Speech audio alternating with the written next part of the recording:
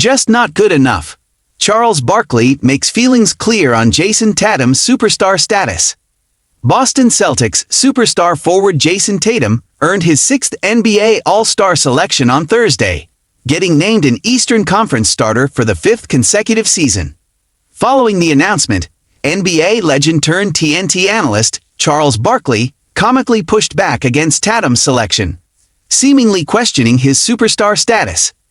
Tatum entered Thursday's road clash against the LA Lakers as the leading scorer, 27.4 points per game, on the league's third-best team, 31-13. Meanwhile, he is coming off his first NBA championship, with him and his co-star Jaylen Brown serving as Boston's 1-2 punch.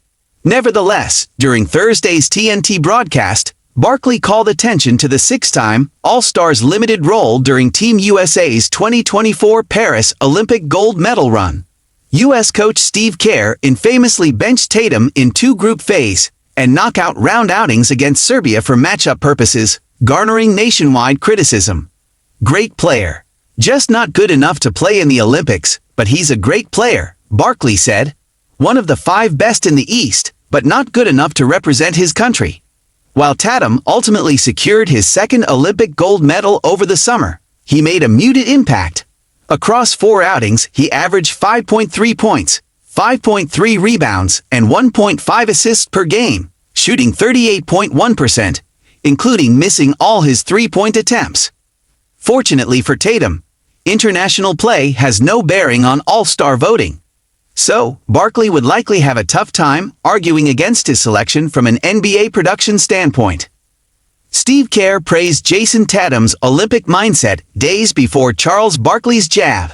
Charles Barkley's dig at Jayson Tatum came 2 days after Steve Kerr reflected on the 4-time All-NBA selectee's Olympic mindset. According to the veteran coach, Tatum's demotion was no fault of his own, and he handled the unprecedented circumstances as well as possible. I will tell you that Jayson was an absolute dream to coach, Kerr said on 95.7 The Game's Willard and Dibbs on Tuesday. During all that stuff, that so-called controversy, you might notice there wasn't a single quote from Jayson.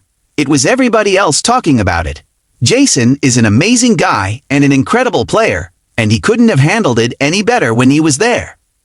While Kerr and Tatum appear to have moved past the controversy and made amends, Barkley seemingly won't let Tatum live down the experience anytime